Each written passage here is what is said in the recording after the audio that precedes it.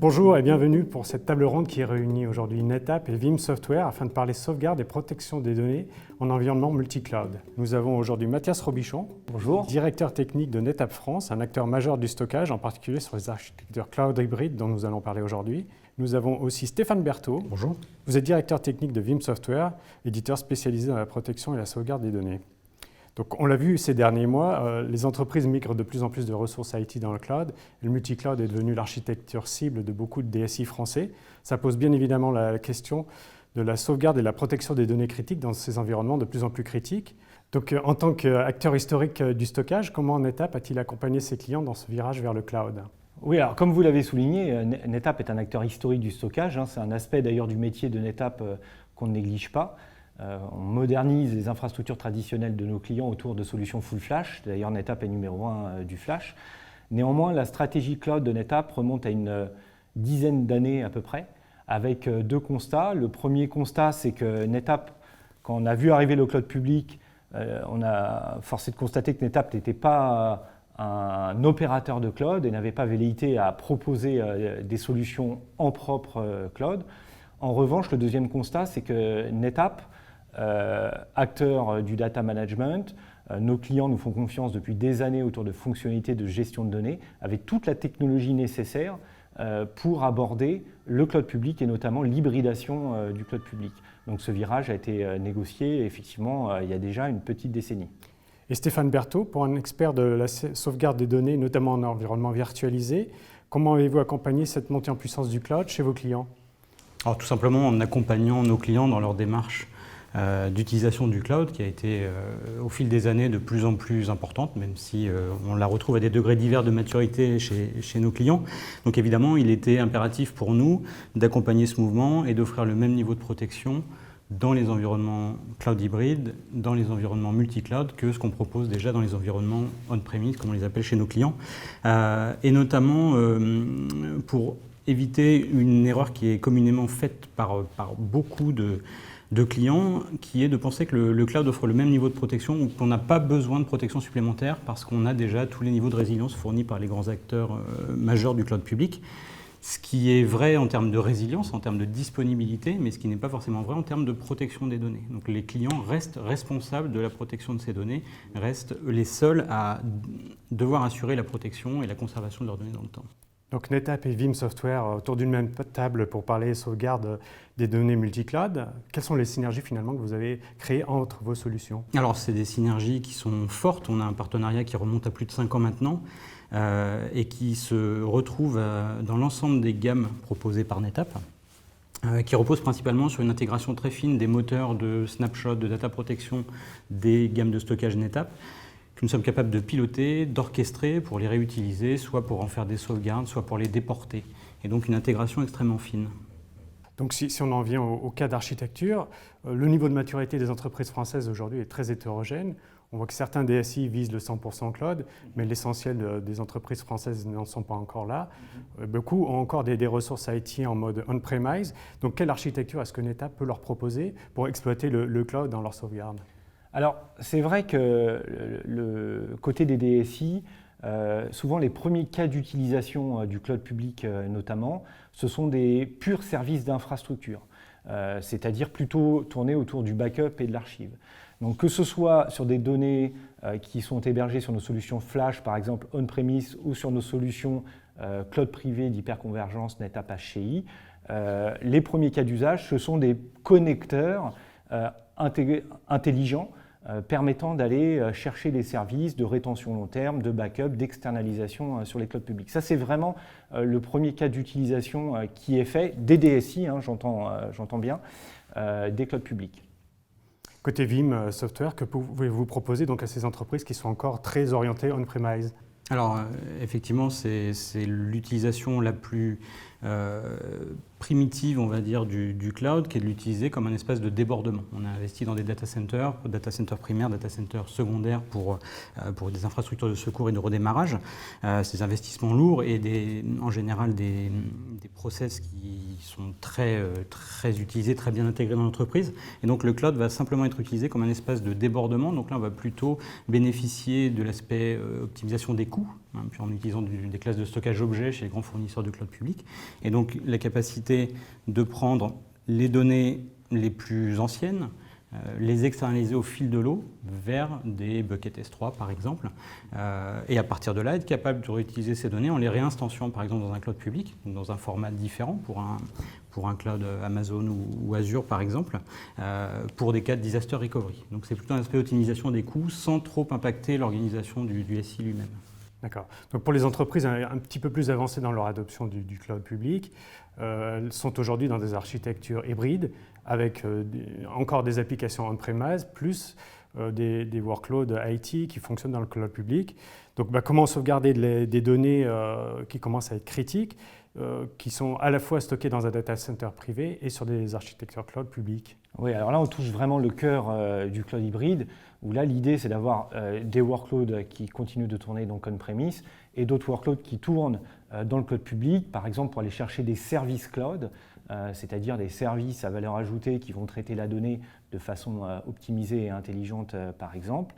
Et pour réaliser cette hybridation, NetApp a sorti depuis désormais plus de 5 ans de la technologie qui permet d'hybrider facilement la donnée entre le on-premise et les différents clouds publics.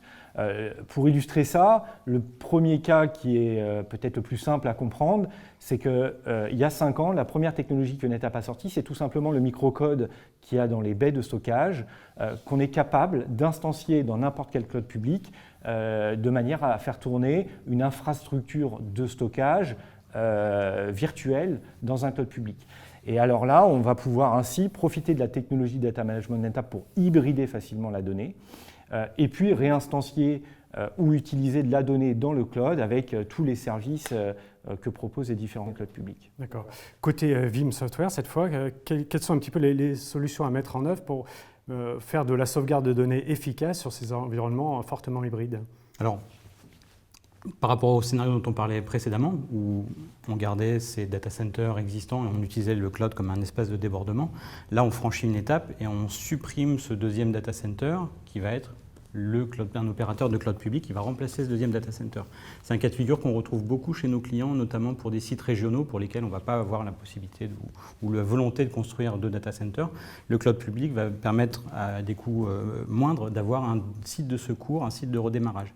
Là où la technologie que décrivait Mathias est intéressante, c'est qu'on va retrouver les mêmes intégrations Veeam NetApp au niveau des moteurs de snapshot, de l'orchestration, du déplacement de données. On va retrouver toutes ces possibilités directement dans ces clouds, puisqu'on va pouvoir s'interfacer de la même façon qu'on s'interface avec une baie de stockage NetApp, on va s'interfacer avec cette instance virtuelle de baie NetApp. Et à partir de là, les données, on va pouvoir de la même façon les déplacer, les descendre au fil du temps dans des classes de stockage moins onéreuses, les réutiliser, voire les rejouer dans des environnements isolés qu'on est capable de produire avec certains types de clouds comme les clouds VMware sur AWS, où on va être capable d'utiliser les sauvegardes pour faire des tests réguliers, périodiques de restauration, faire des tests de protection anti-ransomware, etc., etc. Les entreprises les plus matures aujourd'hui commencent à développer des applications cloud natives, c'est-à-dire qui exploitent des ressources dans de multiples clouds, des ressources PaaS notamment. Donc comment peut-on sauvegarder des données dans des architectures complexes mises en œuvre par ces solutions? Alors, c'est vrai que la dernière étape que tous les clients ne franchissent pas, ou en tout cas pas pour l'intégralité des workloads, c'est d'aller, pourquoi pas, dans du 100% cloud, avec, comme vous l'avez dit, des solutions de PaaS qui peuvent être en production et exclusivement dans le cloud public. L'intérêt d'utiliser des acteurs comme Veeam et NetApp dans des infrastructures de 100% cloud public, en fait, il y en a 2. Si on regarde ce que font les clouds publics font très bien 2 choses. Ils font très bien l'infrastructure as a service, c'est-à-dire de fournir du compute, de la VM, très facilement à la demande. L'autre chose qui font également très bien, c'est d'avoir des services à valeur ajoutée de big data, de traitement de la donnée par exemple, ou vraiment de PaaS applicatifs. En revanche, des acteurs comme Veeam et comme NetApp proposent des solutions de data management, de data protection, de PCA, de continuité de service, de clonage d'environnement de test dev de façon extrêmement efficace qu'on ne retrouve pas dans les clouds publics. Donc ça, c'est un premier intérêt d'utiliser nos solutions dans le cloud public. Et le deuxième, et vous avez touché du doigt également le problème, c'est que la plupart de nos clients vont vers des solutions hybrides cloud, mais désormais également multi-cloud, c'est-à-dire que je vais avoir un petit bout d'AWS, un petit bout de Google par exemple pour certains services, etc. Donc ce qui est important pour les équipes qui opèrent ces infrastructures cloud hybrides, c'est d'une part d'avoir des solutions efficaces, mais également d'avoir une même solution, que ce soit on-premise, dans les clouds publics, quels qu'ils soient. Donc, on empêche, avec des solutions indépendantes, j'allais dire, d'une part le vendeur lock-in, mais aussi d'avoir pour les opérationnels quelque chose d'homogène, quel que soit finalement le lieu de résidence de l'application, qui peuvent d'ailleurs varier au cours du temps. Tout à fait. Stéphane, justement, le multi-cloud aujourd'hui, c'est une réalité pour Veeam Software? Complètement, et je rejoins un petit peu ce que disait Mathias en termes d'utilisation d'outils qui vont être capables d'adresser ces différents environnements et de fournir une homogénéité de la politique de protection de données. Vous parliez des plateformes PaaS, mais on pourrait aussi évoquer le SaaS. Beaucoup d'entreprises essayent de migrer vers le cloud, non pas en reproduisant ce qu'ils font sur leur plateforme, donc IaaS pour IaaS, mais plutôt de migrer vers des plateformes qui peuvent être SaaS, c'est-à-dire vraiment entièrement natives dans le cloud. Ces applications, malgré tout, ont des données qu'il va falloir protéger et qui, quoi qu'on en dise, ne sont pas protégées à long terme par ces plateformes. Donc ce que va permettre la combinaison de solutions, ça va être, dans tous les cas, d'offrir effectivement une hybridation, d'offrir une réversibilité, qui peut être importante aussi, parce qu'on peut vouloir souhaiter à un moment donné sortir d'une de ces plateformes pour choisir une autre solution, ou revenir et gérer en propre ces données, ça peut arriver aussi. Et donc fournir une réversibilité, donc sortir du vendor lock-in, comme vous l'avez dit. Et au-delà de ça, effectivement, on voit de plus en plus de clients s'appuyer sur plusieurs acteurs du cloud public, qu'on a déjà cités, et les utiliser non plus l'un ou l'autre, mais parallèlement pour différents workloads. Et ce qu'on est en mesure d'offrir, c'est une flexibilité à nos clients communs qui vont pouvoir migrer des workloads, les déplacer, changer de fournisseur, sans avoir à réarchitecturer toute la plateforme de protection de données. On va offrir cette réversibilité, on va offrir cette flexibilité avec la capacité de réinstancier d'un format EC2 par exemple à un format Azure, de revenir sur un format VMware par exemple ou Hyper-V, etc., etc. Tous ces mécanismes permettent d'offrir le même niveau de protection, quels que soient les choix faits par nos clients. Choix actuels et choix futurs, évidemment. Donc si je vous suis, les entreprises doivent opter plutôt pour des solutions indépendantes que choisir les solutions les solutions de sauvegarde proposées par leur propre provider cloud. Oui, la particularité des solutions qui sont offertes, c'est que d'abord, ce n'est pas leur métier principal, donc ce n'est pas forcément la solution prioritaire en termes de développement et de capacité. Et surtout, elles fonctionnent en mode silo, c'est-à-dire que la solution proposée par le fournisseur de cloud public 1 est absolument pas interopérable avec le fournisseur de cloud public 2. Donc, si on veut avoir un niveau de protection identique, qui soit flexible et qui suive les évolutions de l'entreprise, il faut effectivement opter pour une solution qui soit indépendante de ces fournisseurs de cloud public. C'est votre analyse, Mathias? Oui, tout à fait. Moi, ce que je dirais, c'est surtout, quand on a une réflexion cloud public, qu'elle soit hybride ou 100% cloud public, c'est consultez-nous, discutons ensemble pour voir ce qu'on peut apporter, tout bonnement, des fois des gains économiques, en termes de data réduction par exemple, en termes de data protection, de SLA.